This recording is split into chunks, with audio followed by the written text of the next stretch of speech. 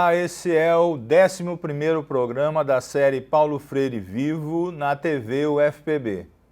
Hoje o tema vai ser concentrado no catolicismo radical de Paulo Freire e o seu trabalho no Conselho Mundial das Igrejas. Você sabe que essa questão do cristianismo dentro do trabalho do Paulo Freire é muito importante, do início ao fim da sua obra, do início ao fim da sua vida, da sua carreira acadêmica ou não acadêmica no mundo todo, não é? A gente já nota a importância disso, não é, nas várias entrevistas que o Paulo Freire deu sobre esse tema, nessa localização desse cristianismo dentro da sua obra, não é, da sua proximidade com a igreja que fez a opção pelos oprimidos, pelos pobres. E isso a gente pode notar desde o Recife, desde o Nordeste brasileiro, quando no começo dos anos 60, o Paulo Freire, com uma equipe da Universidade do Recife, propõe o que ficou conhecido como o método Paulo Freire, mas a gente pode ver nas suas entrevistas que isso vem desde a sua família, da sua opção, não é, pelo catolicismo e a sua aproximação do trabalho, por exemplo, de Dom Helder Câmara no começo, não é, no começo dos anos 60 em Recife. Não é? Isso se espalha durante toda a sua obra, não é? Nós vamos enxergar isso também quando Paulo Freire é exilado, quando ele vai trabalhar com a democracia cristã no Chile, não é? Trabalhando no Instituto da Reforma Agrária no Chile, e também quando ele escreve a Pedagogia do Oprimido, e a gente nota várias aproximações com a chamada Teologia da Libertação. Então veja só como esse começo já dá a conotação fundamental da influência disso dentro da obra do Paulo Freire. É importante então a gente dizer que essa é uma opção que percorre toda a sua obra, ele nunca negou essa aproximação, essa opção cristã radical em relação à sua pedagogia, não é? E a simbiose entre a sua pedagogia e as opções, por exemplo, da teologia da libertação, são visíveis, assim como a sua aproximação de vários teólogos que fizeram parte, não é, da teologia da libertação na América Latina nos anos 60, particularmente na segunda metade dos anos 60. Então isso é importante para a gente notar e para a gente contar dentro da obra do Paulo Freire, não é? Não existe exatamente um livro específico sobre isso, mas ele escreveu artigos, deu várias conferências, fez várias palestras, entrevistas, onde fica muito claro essa opção que para ele é muito importante. Eu gostaria, inclusive, de destacar aqui a última entrevista que o Paulo Freire deu em vida, não é? Para ver como essa opção sempre foi muito clara, muito nítida na sua obra, na sua vida, não é? E antes eu falei do começo, não é? Lá nos anos 50, nos anos 60, essa opção já estava clara, não é? E agora eu vou destacar a última entrevista dada em abril de 1997, poucos dias antes do seu falecimento.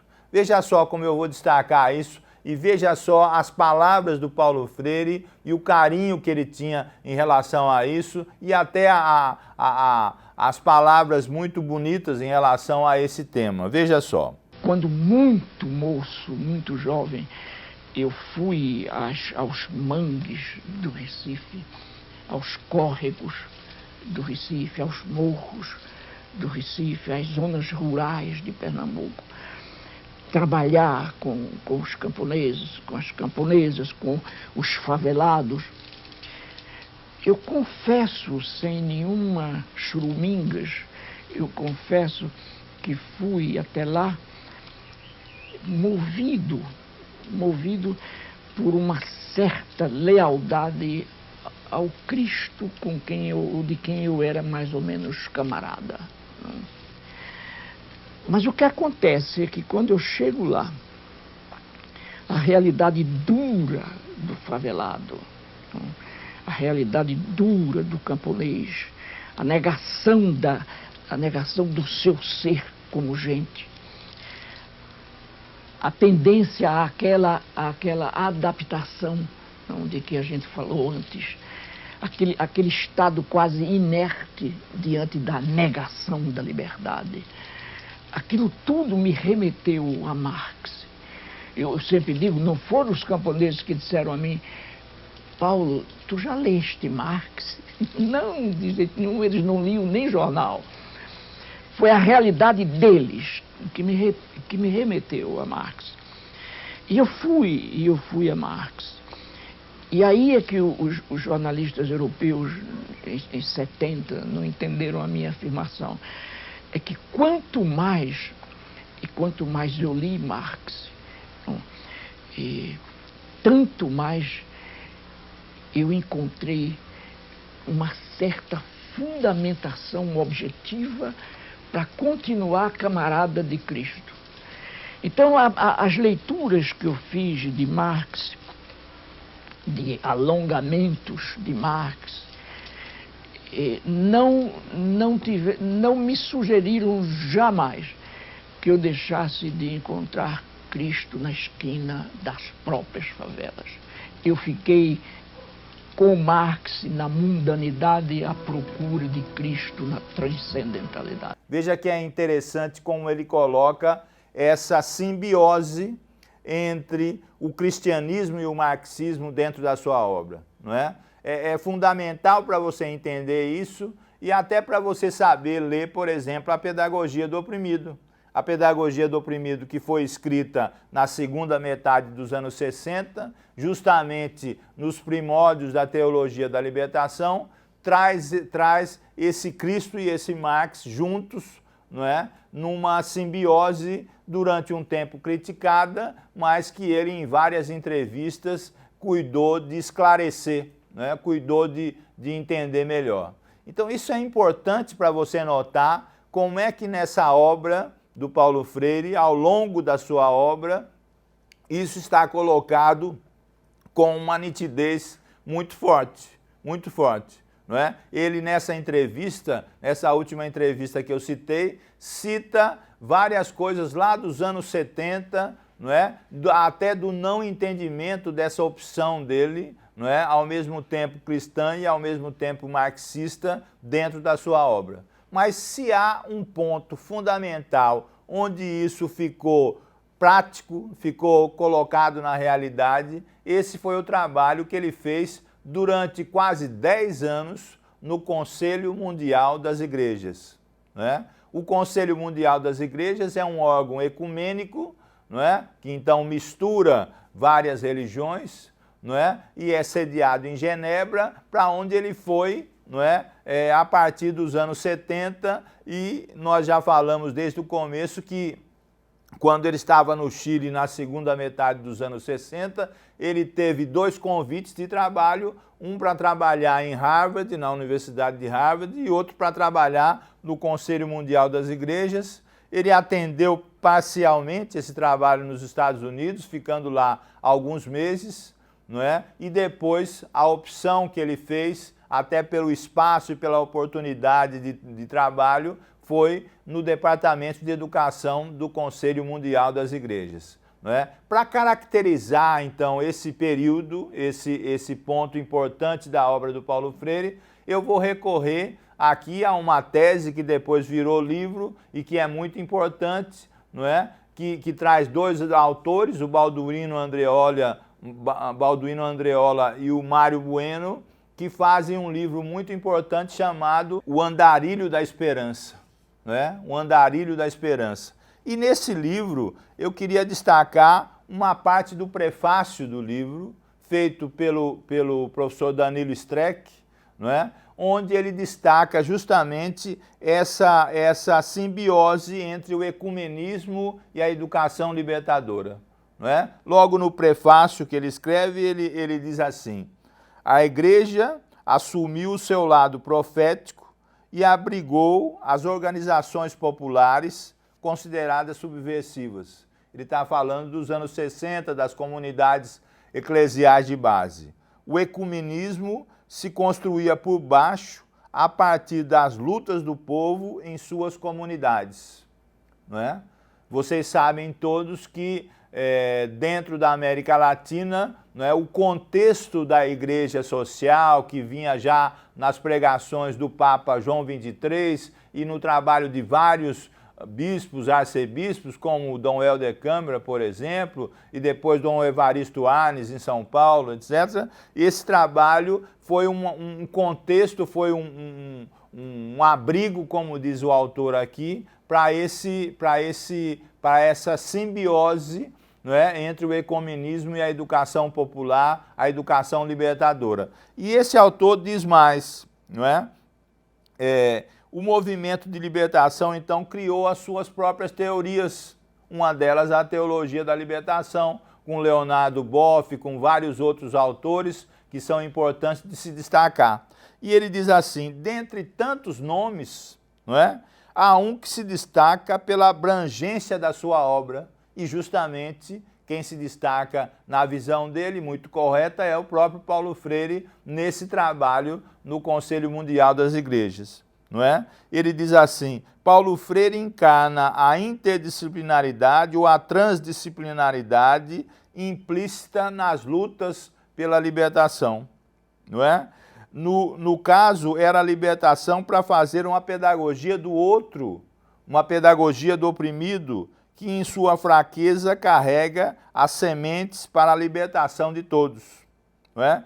De modos semelhantes, vários teólogos reconheciam uma verdadeira teologia da libertação, e ele cita vários nomes aqui que não vem ao caso a gente percorrer. Mas é importante da gente mostrar que esse espaço onde o Paulo Freire foi trabalhar era um espaço muito pródigo para esse tipo de extensão da sua obra em conexão, não é, com essa opção da igreja progressista ou da igreja radical pelos oprimidos, como você queira chamar. E esse espaço, para o Paulo Freire, foi justamente o Conselho Mundial das Igrejas durante praticamente toda a década de 1970. Não é? Esse prefácio desse livro que eu citei, não é, diz assim, o Conselho Mundial de Igrejas foi um espaço privilegiado para a articulação da teologia e da pedagogia como duas narrativas complementares para a formação humana.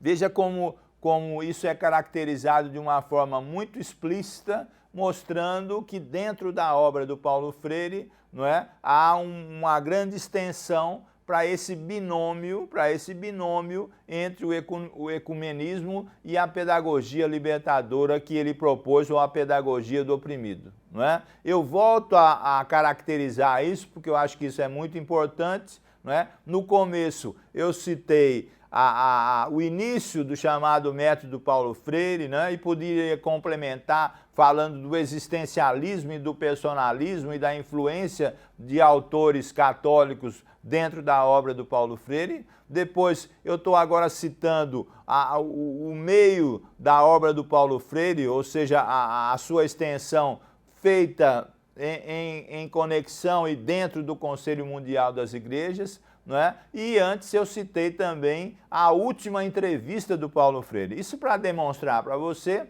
que essa questão está presente no início, em toda a obra do Paulo Freire e no seu final, nas suas reflexões finais. E isso traz um aporte para a sua pedagogia quando, por exemplo, o Paulo Freire vai falar do diálogo, por exemplo, vai falar da comunhão de conhecimentos, vai falar da simbiose entre liberdade e libertação, vai falar da sua opção pelos oprimidos na América Latina e no mundo, não é? Mostrando toda a sua conexão com essa ideia que vem plantada desde os anos 50 e 60 na América Latina e se espalha pelo mundo justamente dentro da conexão, dentro da junção de várias ideias cristãs, não é? De várias igrejas, por exemplo, que começam cada vez mais a abrigar os movimentos populares que pleiteiam esse tipo de educação. Mas a gente vai continuar nesse raciocínio no segundo bloco desse programa.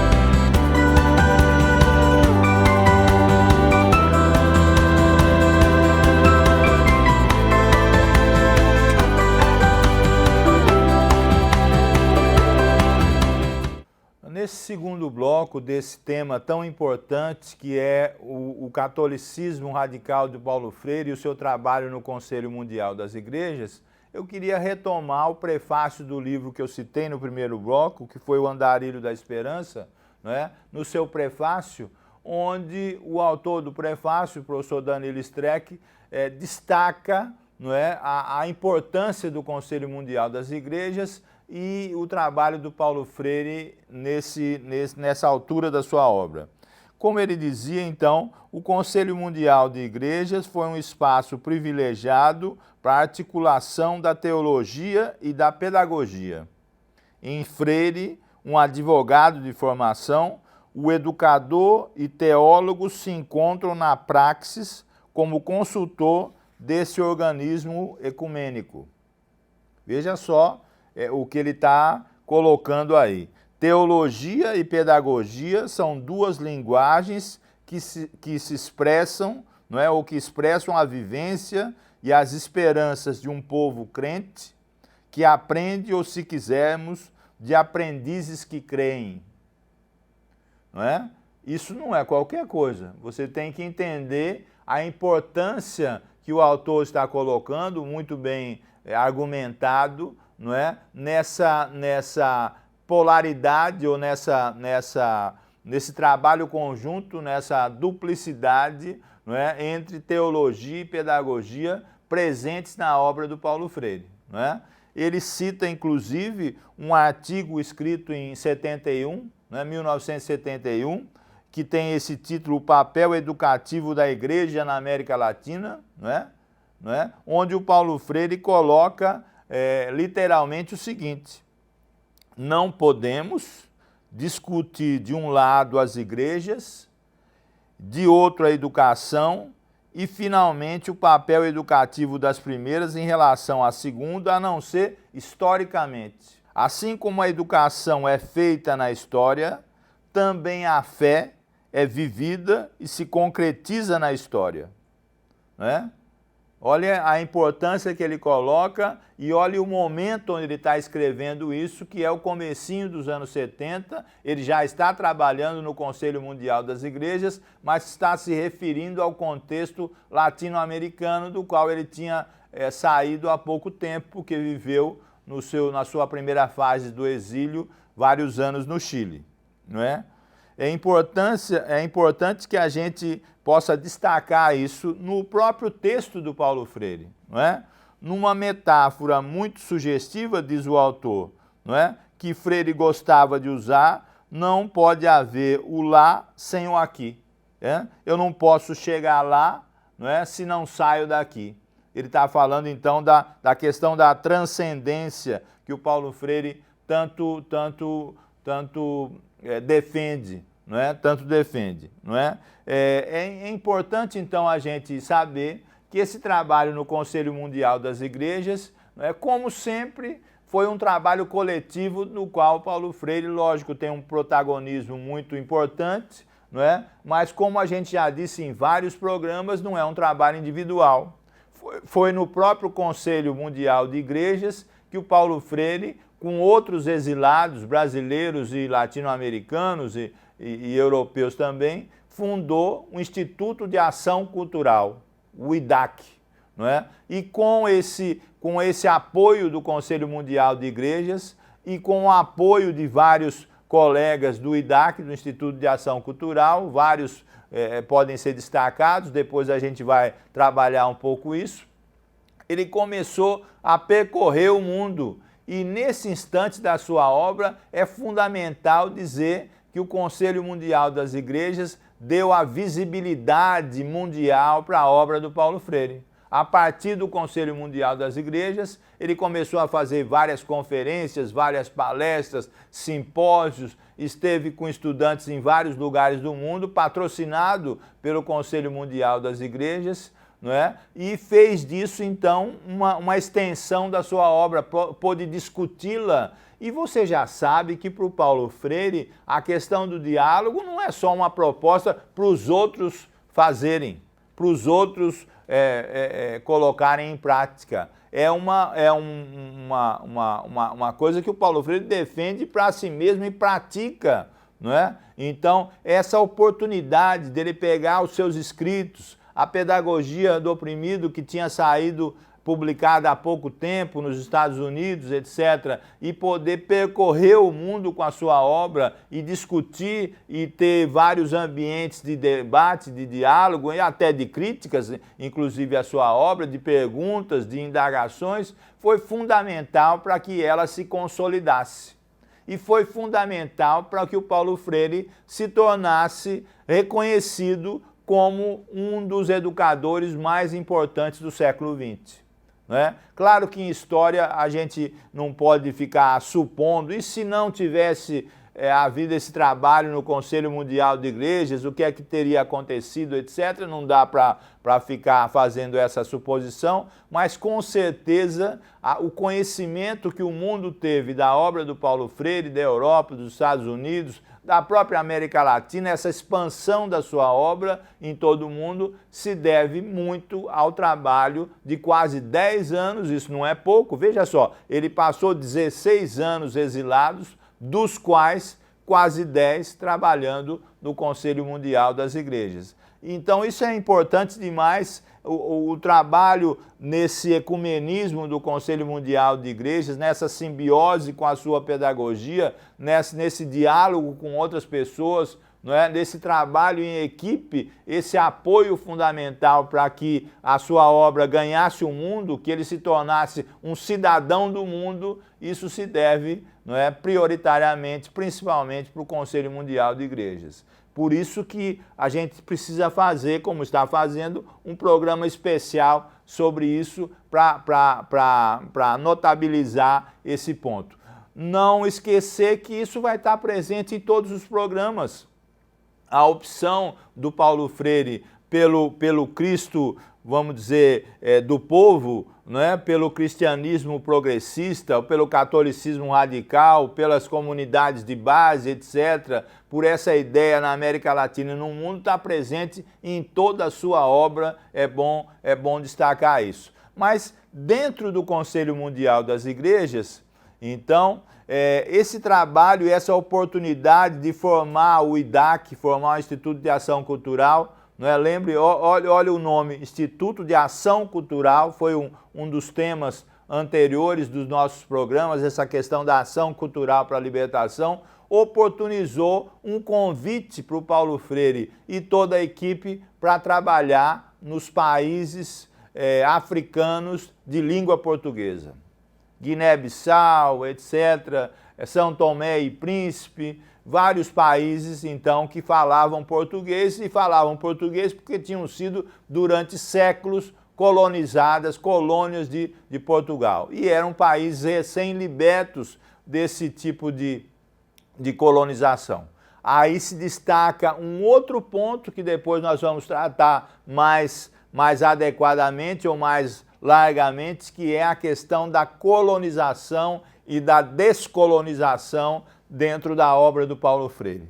Eu recentemente participei da abertura da Cátedra Paulo Freire da Amazônia, e lá a gente conheceu um trabalho do professor João Colares, que trata justamente dessa questão da colonização e da descolonização dentro da obra do Paulo Freire, que precisa ser do conhecimento de todos. Mas voltando então, a equipe recebe um convite, não é, dos governos desses países de língua portuguesa, para que se colabore então com a educação e particularmente com a alfabetização de jovens e adultos.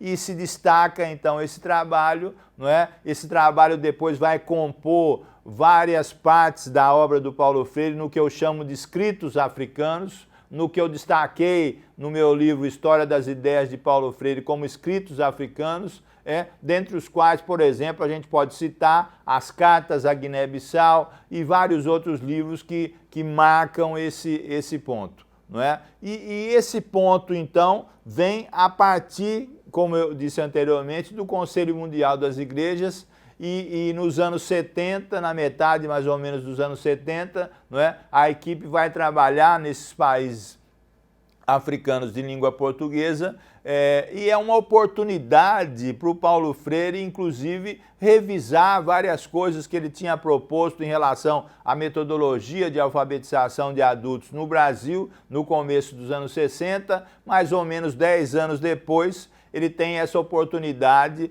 nesse trabalho na África. E é esse trabalho, então, que vai, então, ensinar também para o Paulo Freire, não é? Ele sempre destacou isso, não é? Uma nova maneira de pensar, não é? Vamos dizer assim, uma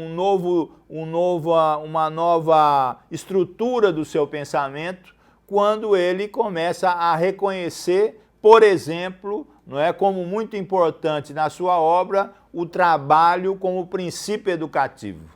Não é? Isso que é um tema dentro da pedagogia socialista, da pedagogia dos caminhos socialistas propostos, não é? O trabalho como princípio educativo começa então a ganhar relevo dentro da obra do Paulo Freire. O Paulo Freire também, por esse caminho, não é? Pela leitura da obra de um dos líderes mais importantes africanos, que foi o Amílcar Cabral, ele começa, através dessa leitura, a se aproximar cada vez mais de um teórico que ele reconhece como muito importante para ele, e que é o italiano chamado Antônio Gramsci. Não é? Veja só como esse trabalho todo vai ter uma repercussão fundamental, esse trabalho todo vai ganhar uma nova dimensão. De um lado, a obra do Paulo Freire se espalhando pelo mundo todo e num segundo momento, essa obra sendo levada junto com outras pessoas para os países africanos de língua portuguesa. É justamente isso que a gente vai tratar no próximo programa, quando a gente focalizar esse trabalho do Paulo Freire, da equipe do IDAC, feita na África, não é? Como uma das partes mais importantes da sua obra. Não é? Eu agradeço mais uma vez a sua atenção e chamo a atenção para que você tanto veja os programas anteriores que a gente fez, como, não é, aguarde a sequência dos programas onde a gente vai trabalhar essas temáticas que a gente colocou hoje de maneira mais extensiva.